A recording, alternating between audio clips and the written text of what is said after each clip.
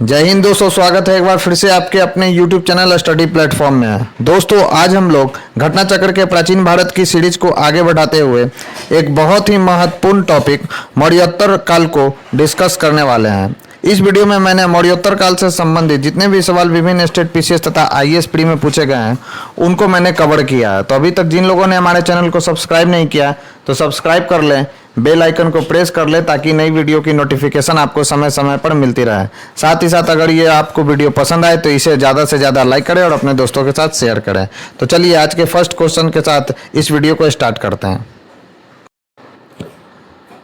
आज का हमारा फर्स्ट क्वेश्चन है दोस्तों, निम्नलिखित में से किस हिंद यवन शासक ने शीशे के सिक्के जारी किए थे?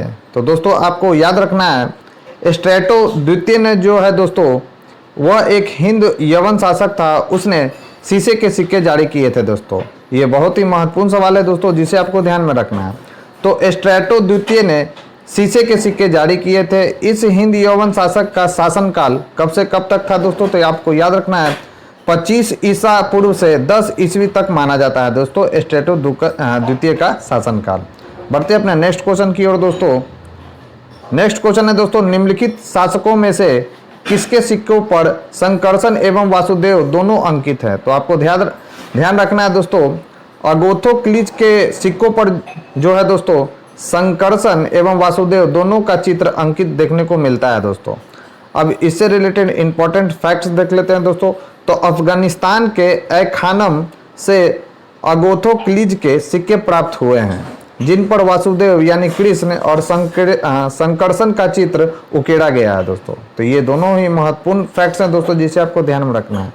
बढ़ते अपने नेक्स्ट क्वेश्चन की ओर। हमारा नेक्स्ट क्वेश्चन है दोस्तों, निम्नलिखित में से कौन सा एक अन्य तीनों के समसामयिक नहीं था? तो आपको याद रखना है, मिलिंद जो था दोस्तों बिंबिसार, गौतम बुद्ध और प्रसेनजीत के समकालीन नहीं था दोस्तों।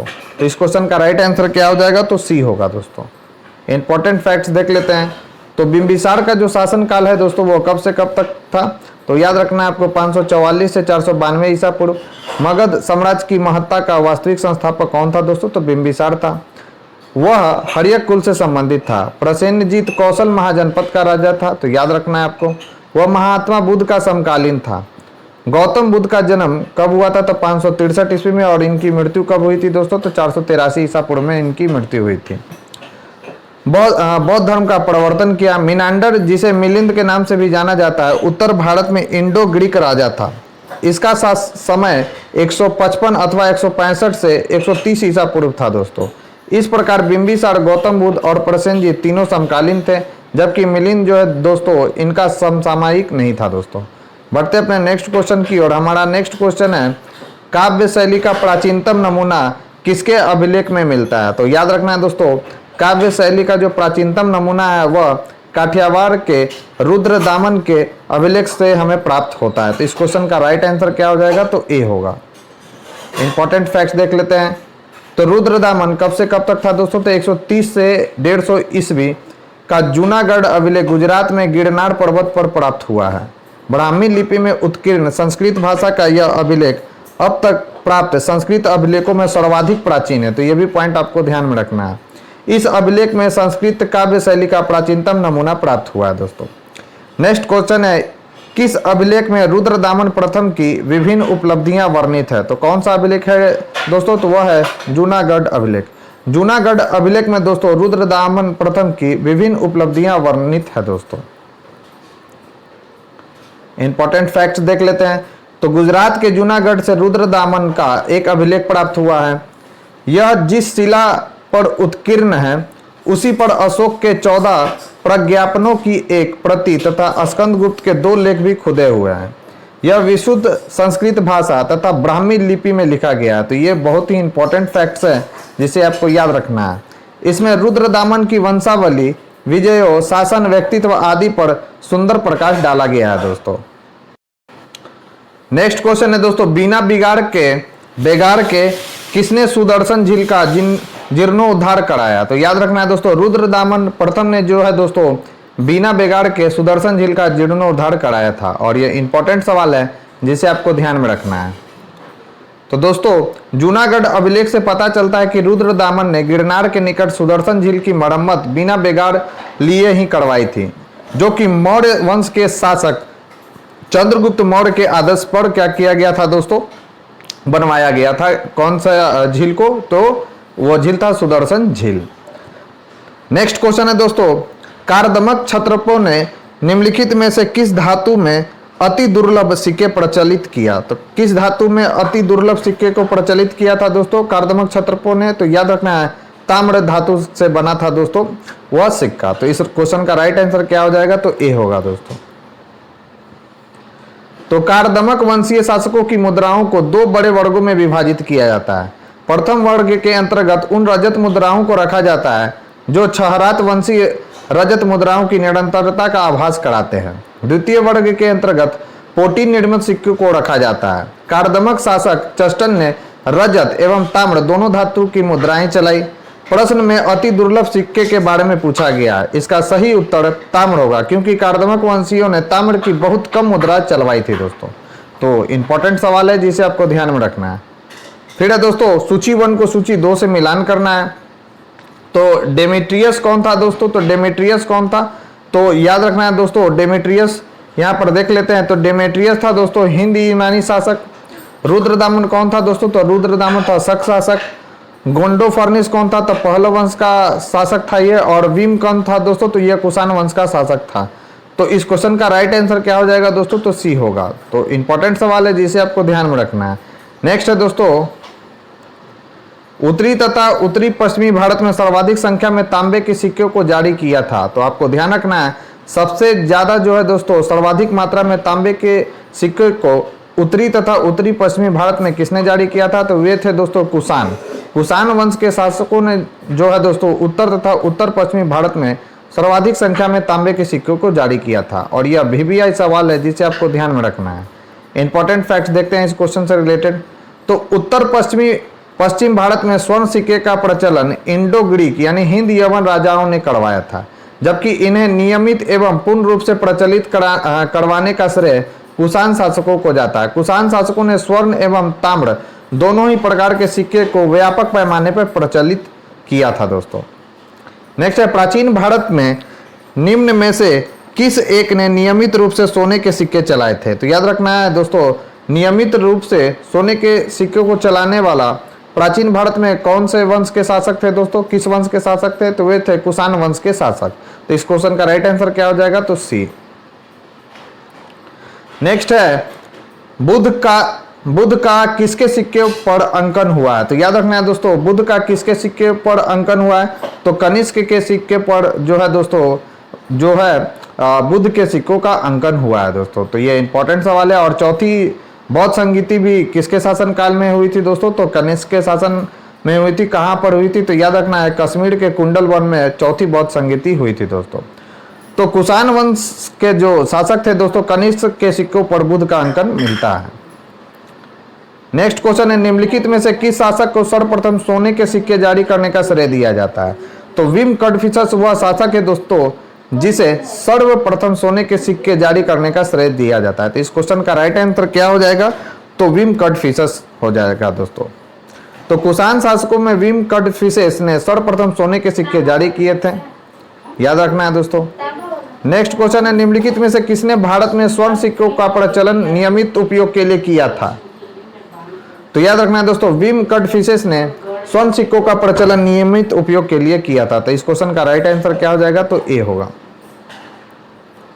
तो ध्यान रखना है कुषाण वंशीय विम कड़फिसस जो कि कनिष्क प्रथम का पिता भी था ने भारत में सर्वप्रथम भारत में स्वर्ण सिक्कों का प्रचलन नियमित उपयोग के लिए किया था, जबकि कुजुल कड़फिसस ने तांबे के सिक्के प्रचलित कराए थे। तो ये भी फैक्ट्स आपको ध्यान में रखना है।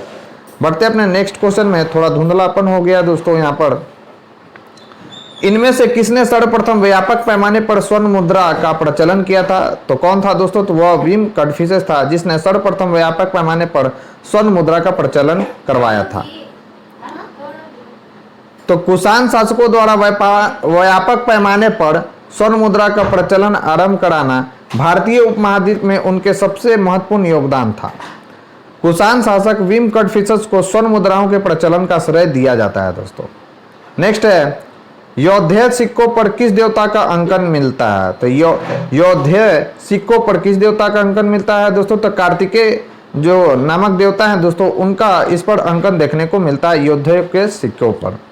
तो यौधेयों का प्रमाण पुराण, अष्टाध्यायी, जिस अष्टाध्यायी के लेखक कौन है दोस्तों, तो पाणिनि है, तथा बृहत संहिता इत्यादि ग्रंथों से प्राप्त होता है। इनका साम्राज्य दक्षिण पूर्व पंजाब तथा राजस्थान के बीच था। इनके सिक्कों पर कार्तिकेय का अंकन मिलता है दोस्तों।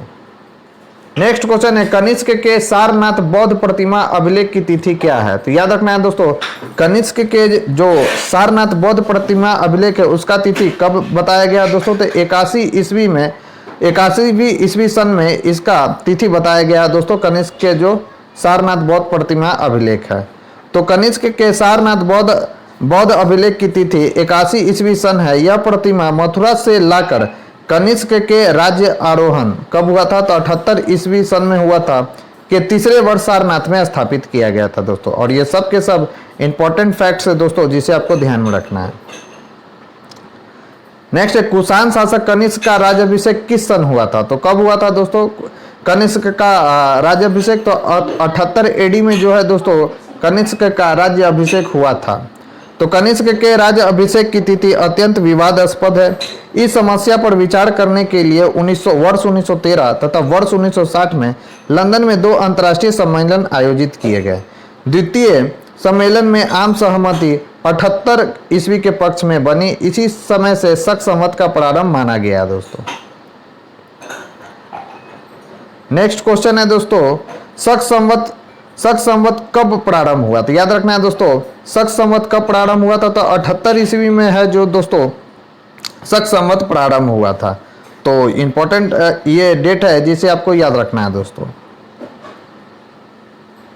तो जैन ग्रंथों के अनुसार विक्रमादित्य यानी 57 ईस्वी पूर्व के उत्तराधिकारी को 135 विक्रम संवत में शकों ने पराजित 135 विक्रम संवत में शकों ने पराजित कर इसके उपलक्ष्य में शक संवत चलाया था।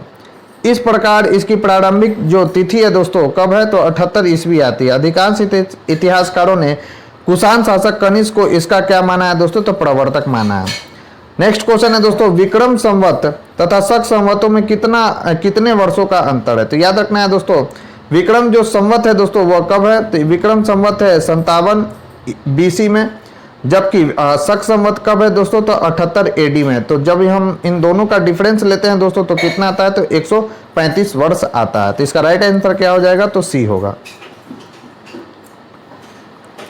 तो वर्तमान कैलेंडर में 57 जोड़ने पर विक्रम संवत तथा 78 घटाने पर शक संवत प्राप्त होता है। अर्थात 2019 विक्रम संवत कब होगा दोस्तों? तो 2076 में विक्रम संवत तथा शक संवत कब होगा? तो 78 अगर घटा देंगे यानी 1941 ईस्वी में शक संवत होगा दोस्तों। अतः विक्रम संवत और शक संवत में अंतर कितना का होगा दोस्तों? तो 135 वर्ष का। नेक्स्ट है, शक संवत पर आधारित राष्ट्रीय पंचांग यानी कैलेंडर का एक चैत्र ग्रेगोरियन कैलेंडर पर आधारित 365 दिन के समान वर्ष की निम्नलिखित तिथियों में से किस एक के तद अनुरूप है दोस्तों? तो किसके अनुरूप है दोस्तों? तो 22 मार्च अथवा 21 मार्च के तद अनुरूप है। तो ध्यान रखना है, चैत्र भारतीय राष्ट्रीय पंचांग का प्रथम माह है। राष्ट्रीय कैलेंडर की तिथियां ग्रेगोरियन कैलेंडर की तिथियों से अस्थायी रूप से मिलती जुलती है। सामान्यतः एक चैत्र 22 मार्च को होता है और लीप वर्ष में 21 मार्च होता है दोस्तों। नेक्स्ट है, विक्रम संवत कब से प्रारंभ हुआ? तो विक्रम संवत कब प्रारंभ हुआ दोस्तों? तो 57 ईस्वी पूर्व से विक्रम संवत प्रारंभ हुआ था दोस्तों।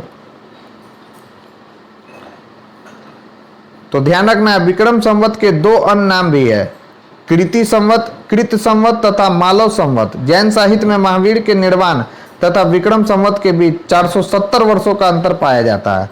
महावीर की निर्वाण तिथि 527 ईसा पूर्व मानी जाती है। तद अनुसार विक्रम संवत के प्रारंभ की तिथि 527 से 470 ईस्वी पूर्व यानी 57 ईसा पूर्व निर्धारित होती है दोस्तों।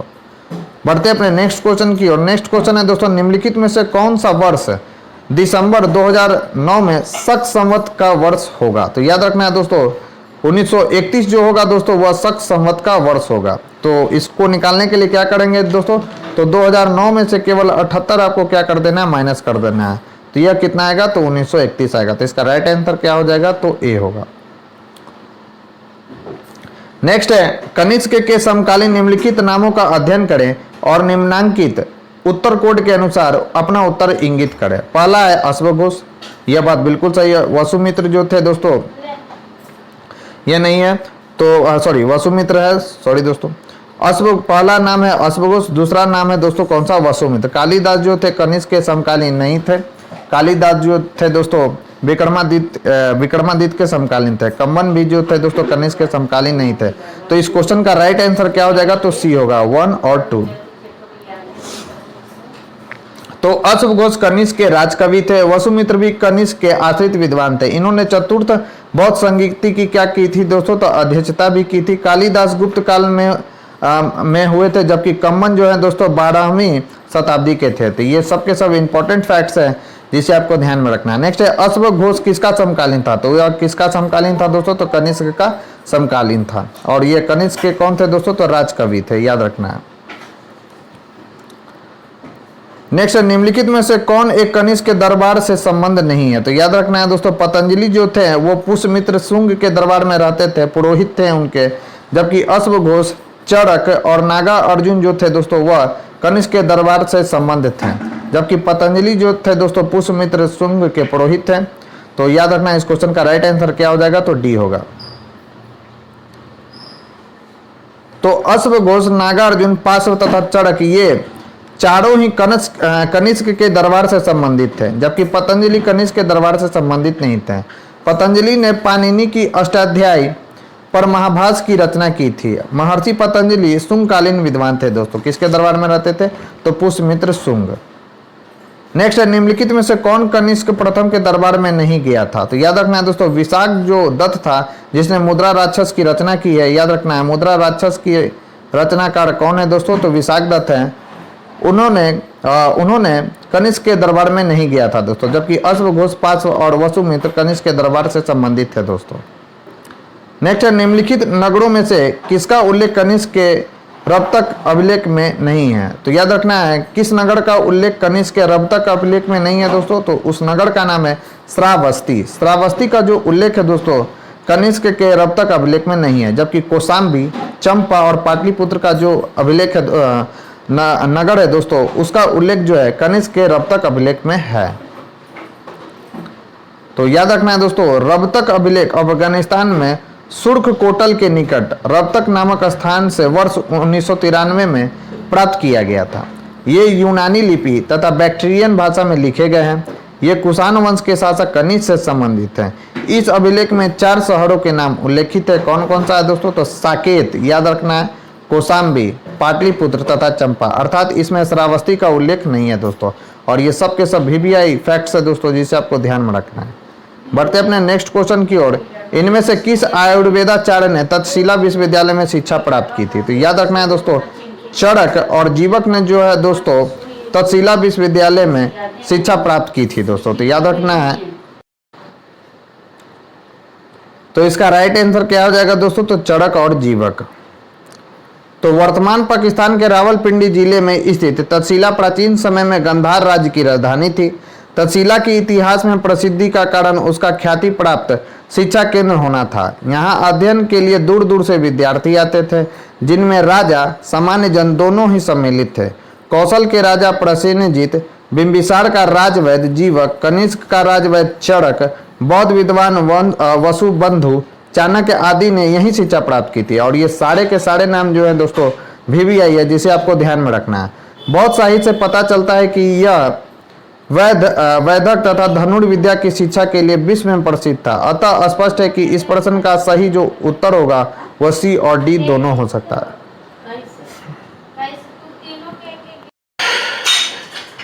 नेक्स्ट क्वेश्चन है दोस्तों पुष्यमित्र शुंग द्वारा 2 अश्वमेध यज्ञ किए जाने के बारे में जानकारी किस लेख से मिलता है, तो उस अभिलेख लेख का नाम है दोस्तों अयोध्या अभिलेख, अयोध्या लेख। अयोध्या लेख से हमको यह मालूम चलता है दोस्तों कि पुष्यमित्र शुंग ने 2 अश्वमेध यज्ञ करवाए थे। तो याद रखना है दोस्तों पुष्यमित्र शुंग अंतिम मौर्य शासक बृहद्रथ का सेनापति था। इसने 184 ईस्वी पूर्व में बृहद्रथ की हत्या कर शुंग वंश की स्थापना की थी। अयोध्या लेख से ज्ञात होता है कि इसने 2 अश्वमेध यज्ञ संपन्न करवाए थे दोस्तों।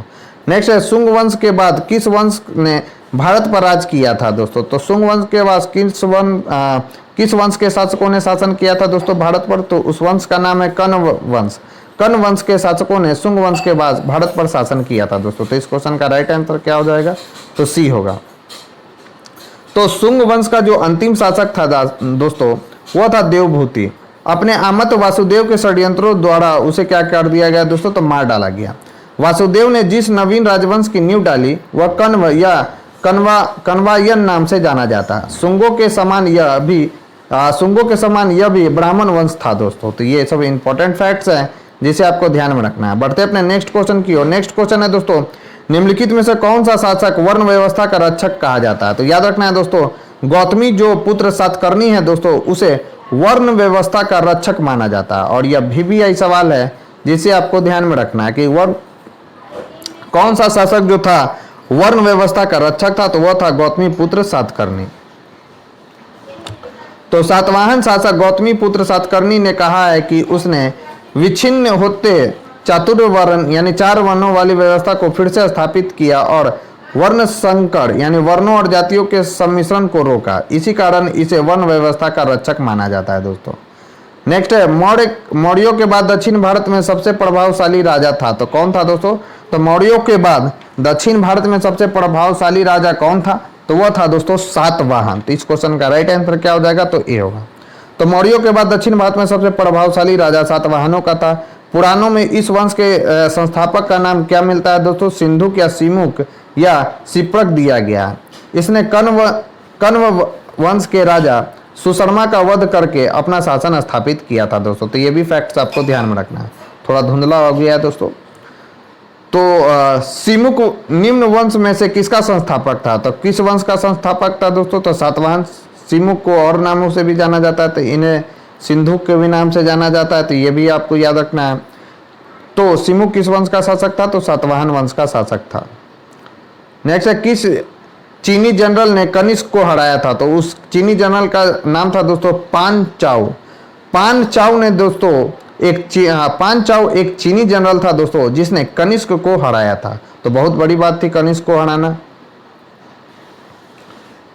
तो चीनी स्रोतों के अनुसार 73 ईस्वी से 94 ईस्वी के बीच चीन का प्रसिद्ध सेनापति पान चाओ अपने हान वंशी नरेश के आदेशों पर चीनी तुर्किस्तान की विजय के लिए प्रस्तुत हुआ।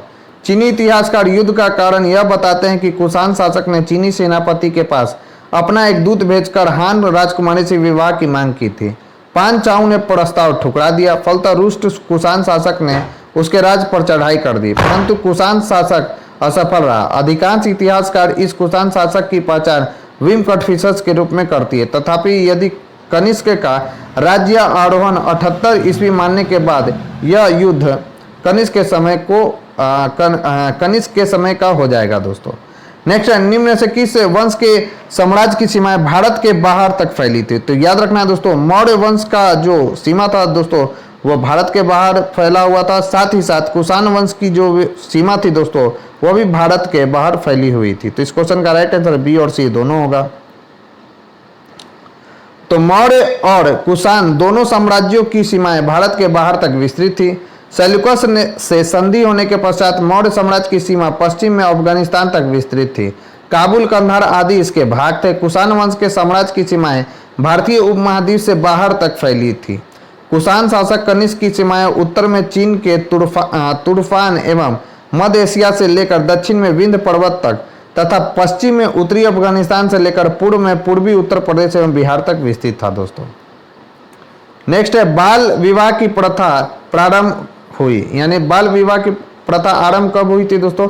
तो कुषाण काल में जो है दोस्तों बाल विवाह की जो प्रथा है वो आरंभ हुई थी। तो इंपॉर्टेंट सवाल है जिसे आपको ध्यान में रखना है। तो कुषाण काल में प्रथम शताब्दी में दोस्तों, तो कुषाण काल में बाल विवाह की प्रथा प्रारंभ हुई थी। स्त्रियों में उपनयन की समाप्ति तथा बाल विवाह के प्रचलन ने उसे समाज में अत्यंत निम्न स्थिति में ला दिया दोस्तों। इस युग में विवाह की आयु और कम करके 8 से लेकर 10 वर्ष की आयु की कन्या को विवाह के लिए उपयुक्त माना गया दोस्तों। बढ़ते अपने नेक्स्ट क्वेश्चन की ओर। हमारा नेक्स्ट क्वेश्चन है दोस्तों, निम्नलिखित युग्मों में से कौन कौन सा एक सही सुमेलित है? तो याद रखना है दोस्तों कौन सा सही सुमेलित है। तो गांधार कला का जो विकास हुआ था दोस्तों वह कुषाण वंश के शासनकाल में हुआ था, यह बात बिल्कुल सही है। जबकि पहला दिया गया कि हड़प्पा सभ्यता चित्रित धूसर मृतभांड था, यह बात बिल्कुल गलत है दोस्तों, वैदिक सभ्यता था। मुगल काल जो था अजंता चित्रकारी के लिए फेमस था, यह भी गलत है। मराठा जो था दोस्तों पहाड़ी चित्र शैली के लिए विख्यात था, यह बात भी गलत है। तो कुषाण शासक कनिष्क के काल में कला क्षेत्र में दो स्वतंत्र शैलियों का विकास हुआ। कौन कौन सा था? गांधार शैली और मथुरा शैली। मथुरा शैली जो था दोस्तों वह पूर्ण रूप से देसी शैली थी और गांधार कला शैली जो थी दोस्तों वह पूर्ण रूप से विदेशी शैली थे। तो मतलब हिंद और यवन के मिलाने से जिस शैली का विकास हुआ था दोस्तों उसे हम किस नाम से जानते हैं? तो गांधार शैली के नाम से हम लोग जानते हैं। जबकि मथुरा जो शैली थी दोस्तों पूर्ण रूप से देसी शैली थी। नेक्स्ट है कला की गांधार शैली निम्न समय में फली फूली। तो किसके समय में फली फूली दोस्तों? तो कुषाण वंश के शासकों के समय कला की जो गांधार शैली है दोस्तों वह फली फूली थी। नेक्स्ट है निम्नलिखित में से कौन सा सही सुमेलित नहीं है? तो आपको ध्यान रखना है दोस्तों कुषाणों ने कौन से सिक्के चलाए थे? तो स्वर्ण और ताम्र के सिक्के यानी तांबे के सिक्के चलवाए थे। गुप्त वंश के शासकों ने स्वर्ण और रजत सिक्के चलवाए थे। सातवाहनों ने सीसा और प्रोटीन का सिक्का चलाया था, न कि स्वर्ण मुद्रा चलाया था दोस्तों। और कलचुड़ी वंश के शासकों ने स्वर्ण, रजत और ताम्र ये तीनों सिक्के चलवाए थे दोस्तों। तो इस क्वेश्चन का राइट आंसर क्या हो जाएगा? तो सातवाहन होगा। तो कुषाणों ने सर्वाधिक शुद्ध स्वर्ण के सिक्के चलाए यानी शुद्ध सोने के सिक्के चलवाए थे दोस्तों। यद्यपि भारत में सर्वप्रथम हिंद यवन शासकों ने स्वर्ण सिक्के चलवाए थे। स्वर्ण के अतिरिक्त कुषाणों ने ताम्र सिक्के चलवाए। गुप्तों ने स्वर्ण एवं रजत के तथा कलचुड़ी शासकों ने स्वर्ण, रजत एवं ताम्र के सिक्के चलवाए। सातवाहन शासकों ने स्वर्ण सिक्के नहीं चलवाए थे, उन्होंने चांदी, तांबे, शीशे के सिक्के जारी किए थे दोस्तों। तो याद रखना है कि सातवाहनों ने चांदी के सिक्के जारी किए थे, तांबे के सिक्के जारी किए थे, शीशे एवं प्रोटीन के भी सिक्के जारी किए थे। नेक्स्ट है दोस्तों सूची 1 को सूची 2 से मिलान करना है। तो गांधार कला, तो गांधार कला का विकास कुषाण के शासन काल में हुआ था। जूनागढ़ शिलालेख जो है दोस्तों वह किससे संबंधित है? तो रुद्रदमन प्रथम से संबंधित है। मिलिंद पन्हो जो है दोस्तों मिनांडर से संबंधित है। और तक्षशिला लेख जो है दोस्तों पतिक से संबंधित है। तो इस क्वेश्चन का राइट आंसर हो जाएगा दोस्तों ए का हो जाएगा 3, बी का हो जाएगा 4, सी का हो जाएगा 1 और डी का हो जाएगा दोस्तों 2। तो इस क्वेश्चन का राइट आंसर 3, 4, 1, 2 होगा दोस्तों। अब ऑप्शन देखते हैं तो 3, 4, 1, 2 एक ही ऑप्शन में और वो ऑप्शन है दोस्तों ऑप्शन सी। बढ़ते अपने नेक्स्ट क्वेश्चन की ओर। अफगानिस्तान का बामियान प्रसिद्ध था। तो याद रखना है दोस्तों बुद्ध प्रतिमा के लिए प्रसिद्ध था अफगानिस्तान का बामियान। तो दोस्तों अफगानिस्तान का बामियान पहाड़ियों को काटकर बनाई गई बुद्ध प्रतिमा के लिए प्रसिद्ध था, लेकिन अफगानिस्तान में तालिबान शासन ने इन बुद्ध प्रतिमाओं को क्या कर दिया दोस्तों? तो नष्ट करवा दिया। नेक्स्ट है जो कला शैली भारतीय और यूनानी आकृति का सम्मिश्रण है उसे कहते हैं। तो उसे कौन सा कहा जाता है दोस्तों? तो हिंद और यूनानियों के मिश्रण से जिस नई शैली का विकास हुआ था उस शैली को क्या कहते हैं दोस्तों? तो गांधार कला या गांधार शैली के नाम से हम लोग उसे जानते हैं। तो इसका राइट आंसर क्या हो जाएगा? तो इसका राइट आंसर सी होगा। तो भारतीय और यूनानी आकृति की सम्मिश्रण शैली गांधार शैली है। इस कला शैली के प्रमुख संरक्षक शक एवं कुषाण थे। तो याद रखना है इस कला का विषय मात्र बौद्ध होने के कारण इसे यूनानी बौद्ध या इंडो ग्रीक या ग्रीको रोमन भी कहा जाता है दोस्तों। तो ये सब के सब नाम इंपॉर्टेंट है जिसे आपको ध्यान में रखना है। बढ़ते अपने नेक्स्ट क्वेश्चन की ओर। हमारा नेक्स्ट क्वेश्चन है दोस्तों गांधार कला शैली का संश्लेषण है। तो गांधार कला का शैली का जो संश्लेषण है दोस्तों भारतीय तथा यूनानी कला का संश्लेषण है गांधार कला शैली। नेक्स्ट है निम्नलिखित में से किस मूर्ति कला में सदैव हरित स्तरित चट्टान यानी शिष्ट का प्रयोग माध्यम के रूप में होता है? तो किस में होता है दोस्तों? तो गांधार मूर्ति कला में जो है दोस्तों हरित स्तरित चट्टान का प्रयोग माध्यम के रूप में किया जाता है। तो इस क्वेश्चन का राइट आंसर क्या हो जाएगा? तो डी होगा। तो गांधार कला में सदैव हरित स्तरित या शिष्ट चट्टानों का प्रयोग ही मूर्तियां बनाने के लिए किया जाता है। यद्यपि मथुरा कला में भी इसी के अनुसरण परिशिष्ट का प्रयोग किया गया था दोस्तों। नेक्स्ट है प्राचीन काल के भारत पर आक्रमण के संबंध में निम्नलिखित में से कौन सा सही कालानुक्रम है। तो सबसे पहले किसने आक्रमण किया था दोस्तों, तो सबसे पहले आक्रमण किया था यूनानियों ने, उसके बाद किया था दोस्तों शक ने, उसके बाद किया था दोस्तों कुषाणों ने। लेकिन अगर कुषाण से भी पहले देखा जाए तो हिंद यूनानी, शक, उसके बाद कुषाण से भी पहले किए थे दोस्तों पहलव। ये याद रखिए आप, इंपॉर्टेंट फैक्ट्स है कि कभी भी ये दे सकता है कि सबसे पहले भारत पर प्राचीन भारत काल में किसने अटैक किया था, तो सबसे पहले किया था दोस्तों हिंद यूनानियों ने, उसके बाद किया था शकों ने, उसके बाद किया था पहलव वंश के शासकों ने, और लास्ट में किया था दोस्तों किसने, कुषाणों ने। तो यहाँ पे पहलव नहीं है दोस्तों, पहलव को हटाकर यहाँ पर कुषाण दिया गया। तो इसका राइट आंसर क्या हो जाएगा, तो ए होगा। तो भारत में बाह्य आक्रामकों के कालों का सही कालानुक्रम क्या है दोस्तों, तो यूनानी 326 ईसा पूर्व, सिकंदर मान, शक प्रथम शताब्दी, कुषाण पहली शताब्दी, शक प्रथम शताब्दी ईसा पूर्व और कुषाण पहली शताब्दी में दोस्तों। नेक्स्ट है पहला ईरानी शासक जिसने भारत के कुछ भाग को अपने अधीन किया था, तो वह कौन था दोस्तों, तो वह डेरियस प्रथम था। डेरियस प्रथम पहला ईरानी शासक था दोस्तों जिसने भारत के कुछ भाग को अपने अधीन किया था। तो इंपॉर्टेंट सवाल है जिसे आपको ध्यान में रखना है। तो दोस्तों ईरानी शासक डेरियस प्रथम कब से कब तक कार्यकाल है इसका दोस्तों, तो 522 से 486 ईसा पूर्व इसका शासनकाल था दोस्तों डेरियस प्रथम का। ने सर्वप्रथम भारत के कुछ भाग को अपने अधीन किया था। हेरोडोटस के अनुसार डेरियस प्रथम के साम्राज्य में संपूर्ण सिंधु घाटी का प्रदेश शामिल था तथा पूर्व की ओर विस्तार राजपूताना के रेगिस्तान तक था। पर्सिपोलिस एवं नक्शे रुस्तम के शिलालेखों के अनुसार पंजाब भी उसके साम्राज्य में शामिल था। नेक्स्ट क्वेश्चन है दोस्तों, निम्न राजवंशों में सबसे पुराना राजवंश था, तो याद रखना है दोस्तों सबसे पुराना राजवंश कौन था, तो सातवाहन था दोस्तों। तो उपर्युक्त राजवंशों में सबसे पुराना राजवंश सातवाहन था। इस वंश के संस्थापक सिमुक का समय कुछ स्रोतों के अनुसार लगभग 200 ईसा पूर्व माना जाता है। कुछ स्रोतों में इसे कण्व वंश के अंतिम शासक सुशर्मा के समकालीन यानी ईसा पूर्व प्रथम शताब्दी से 60 ईसा पूर्व माना जाता है दोस्तों। नेक्स्ट क्वेश्चन है आंध्र सातवाहन राजाओं की सबसे लंबी सूची किस पुराण में मिलती है, तो किस पुराण में मिलती है दोस्तों, तो आंध्र सातवाहन राजाओं की सबसे लंबी सूची जो है मत्स्य पुराण में देखने को मिलता है दोस्तों।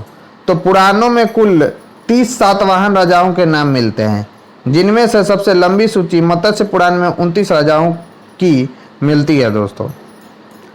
नेक्स्ट है सातवाहनों की राजधानी अवस्थित थी, तो याद रखना है दोस्तों सातवाहन की जो राजधानी अवस्थित थी वह अमरावती में अवस्थित थी दोस्तों। तो सातवाहनों की वास्तविक राजधानी प्रतिष्ठान या पैठन में अवस्थित थी। पुराणों में इस राजवंश को आंध्र भृत्य या आंध्र जातीय कहा जाता है। इनकी आरंभिक राजधानी जो थी दोस्तों अमरावती मानी जाती है।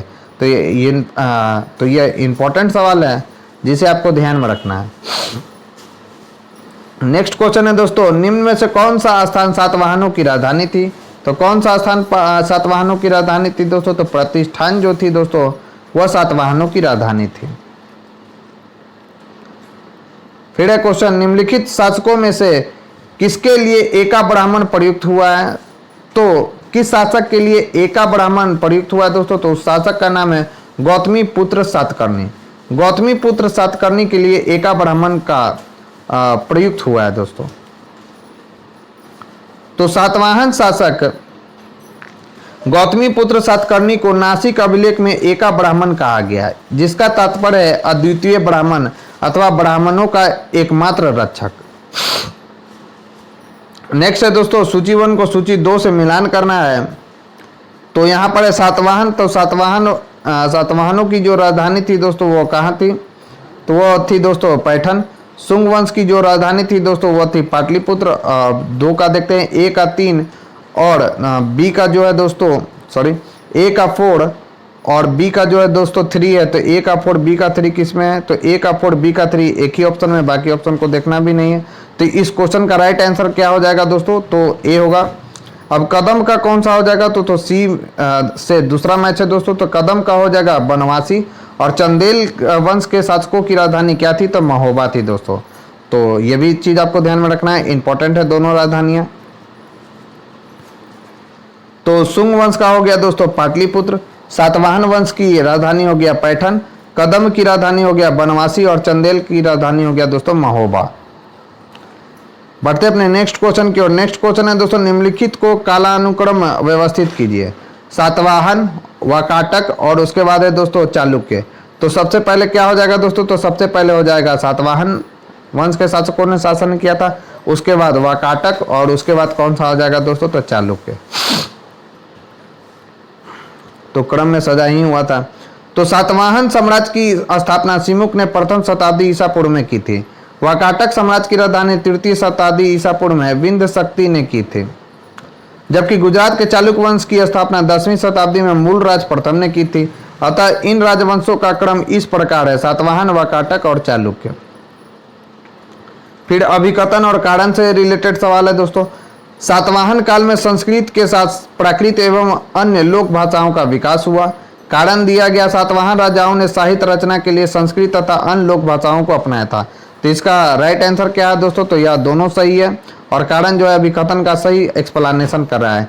यानी सातवाहन काल में संस्कृत के साथ प्राकृत व अन्य लोक भाषाओं का विकास हुआ था, यह बात बिल्कुल सही है। और कारण दिया गया कि सातवाहन राजाओं ने साहित्य रचना के लिए संस्कृत तथा अन्य लोक भाषाओं को अपनाया था। तो सातवाहन नरेश स्वयं विद्वान, विद्या प्रेमी तथा विद्वानों के आश्रयदाता थे। हाल नामक राजा ने गाथा सप्तशती नामक प्राकृत भाषा में श्रृंगार रस प्रधान गीति काव्य की रचना की थी। इंपॉर्टेंट है दोस्तों, गाथा सप्तशती किसके द्वारा लिखा गया, तो हाल के द्वारा लिखा गया। हाल के दरबार में गुणाढ़ तथा सर्ववर्मन जैसे उच्च कोटि के विद्वान निवास करते थे। गुणाढ़ ने बृहत कथा नामक ग्रंथ की रचना की थी, तो यह भी इंपॉर्टेंट है।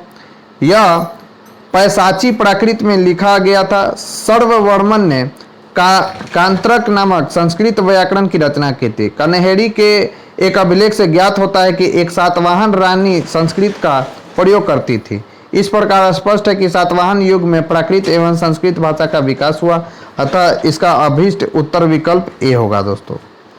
नेक्स्ट है, सातवाहन शासकों के संदर्भ में निम्नलिखित कथनों में से कौन सा कथन सत्य है। तो सातवाहन नरेश प्राकृतिक भाषा के पोषक थे। दूसरा है दोस्तों, सातवाहन काल में कला के लोक पक्ष को अधिक प्रोत्साहन मिला। तो इसका राइट आंसर हो जाएगा दोस्तों, सातवाहन नरेश प्राकृतिक भाषा के पोषक थे, सही बात है। और सातवाहन काल में कला के लोक पक्ष को अधिक प्रोत्साहन मिला, यह भी बात बिल्कुल सही है। तो इसका राइट आंसर क्या हो जाएगा दोस्तों, तो 1 और 2 दोनों सही हैं। तो सातवाहन शासकों के शासन काल में प्राकृत एवं संस्कृत भाषाओं का विकास हुआ। सातवाहन शासक हाल ने गाथा सप्तशती नामक प्राकृत भाषा में श्रृंगार रस प्रधान गीति काव्य की रचना की थी। सातवाहन काल में स्थापत्य तथा मूर्ति कला के उदाहरण प्राप्त हुए जो बौद्ध धर्म से संबंधित हैं। बढ़ते अपने नेक्स्ट क्वेश्चन की ओर। नेक्स्ट है दोस्तों, निम्नलिखित में से कौन सा युग में सही सुमेलित नहीं है। तो याद रखना है दोस्तों, नासिक जो अभिलेख है वो गौतमी पुत्र से संबंधित है। हाथी गुफा जो अभिलेख है दोस्तों वो खारवेल राजा से संबंधित है। भीतरी जो अभिलेख है दोस्तों वह स्कंद गुप्त से संबंधित है। याद रखना है, स्कंद गुप्त से संबंधित है, न कि पुलकेशिन द्वितीय से। पुलकेशिन द्वितीय से कौन सा संबंधित है दोस्तों, तो ये याद रखना है, एहोल जो अभिलेख है वह पुलकेशिन द्वितीय से संबंधित है। और गिरनार जो अभिलेख है दोस्तों वह रुद्रदामन प्रथम से संबंधित है। तो इसका राइट आंसर क्या हो जाएगा दोस्तों, कौन सा सुमेलित नहीं था, तो भीतरी जो अभिलेख है दोस्तों वह पुलकेशिन द्वितीय से नहीं संबंधित है बल्कि स्कंद गुप्त से संबंधित है। तो गौतमी पुत्र सातकर्णी सातवाहन वंश का शक्तिशाली शासक था। इसके 3 अभिलेख प्राप्त होते हैं, 2 नासिक से तथा 1 कारले से। उदयगिरी पहाड़ी की हाथी गुफा से खारवेल का एक बिना तिथि का अभिलेख प्राप्त हुआ है। इसमें खारवेल के बचपन, शिक्षा, राज्याभिषेक तथा राजा होने के बाद से 13 वर्ष तक के शासन की घटनाओं का क्रमबद्ध विवरण दिया हुआ है। भीतरी स्तंभ लेख का संबंध गुप्त शासक स्कंद गुप्त से है, जबकि पुलकेशिन द्वितीय का संबंध एहोल अभिलेख से है दोस्तों, जो एक प्रशस्ति के रूप में तथा इसकी भाषा क्या है, संस्कृत है। रुद्रदामन प्रथम का जूनागढ़ यानी गिरनार से शक संवत 72 का अभिलेख प्राप्त होता है। यह प्रशस्ति के रूप में है। इससे उसकी विजयों, व्यक्तित्व तथा कृतियों का विवरण प्राप्त होता है दोस्तों। नेक्स्ट, निम्नलिखित में से किस वंश के शासकों को पुराणों में श्री पर्वतीय कहा गया। तो याद रखना है दोस्तों, इक्ष्वाकु वंश के शासकों को पुराणों में श्री पर्वतीय कहा गया और यह मोस्ट वीवीआई सवाल है दोस्तों। तो इक्ष्वाकु वंश के शासकों को पुराणों में श्री पर्वतीय यानी श्री पर्वत का शासक तथा आंध्र भृत्य यानी आंध्रों का नौकर कहा गया है। पहले वे सातवाहनों के सामंत थे, किंतु उनके पतन के बाद उन्होंने अपनी स्वतंत्रता घोषित कर दी। इस वंश का संस्थापक कौन था दोस्तों? इक्ष्वाकु वंश का। तो याद रखना है श्री शांतमूल जो था दोस्तों इक्ष्वाकु वंश का संस्थापक था। बढ़ते अपने नेक्स्ट क्वेश्चन की ओर। हमारा नेक्स्ट क्वेश्चन है कथन और कारण से रिलेटेड। कथन है दोस्तों कुषाण फारस की खाड़ी और लाल सागर से होकर व्यापार करते थे। दूसरा है कारण इसका दिया गया कि उनकी सुसंगठित नौसेना उच्च कोटि की थी। तो इसका सही आंसर क्या है दोस्तों? तो ए सही है परंतु आर गलत है। यानी कुषाण फारस की खाड़ी और लाल सागर से होकर व्यापार करते थे, यह बात बिल्कुल सही है दोस्तों, सॉरी। लेकिन उनकी सुसंगठित नौसेना उच्च कोटि की थी, यह बात बिल्कुल गलत है दोस्तों, सॉरी दोस्तों। तो पेरिप्लस ऑफ द एरिथ्रियन सी और अरिकामेडून में हुई खुदाई से ऐसे अनेक बंदरगाहों और व्यापारिक केंद्रों की उपस्थिति के साक्ष्य मिले हैं, जिनसे यह स्पष्ट होता है कि कुषाणों का व्यापार पश्चिमी विश्व से फारस की खाड़ी और लाल सागर के जलमार्ग से होता था। इन सभी साक्ष्यों में किसी में भी कुषाणों की सशक्त नौसेना की उपस्थिति का उल्लेख नहीं मिलता है दोस्तों। नेक्स्ट है राजा खारवेल का नाम जुड़ा है। तो राजा खारवेल का जो नाम जुड़ा है दोस्तों वह हाथी गुफा लेख के साथ जुड़ा हुआ है। राजा खारवेल का नाम गिरनार अभिलेख से किसका जुड़ा हुआ है दोस्तों? तो रुद्रदामन का जुड़ा हुआ है।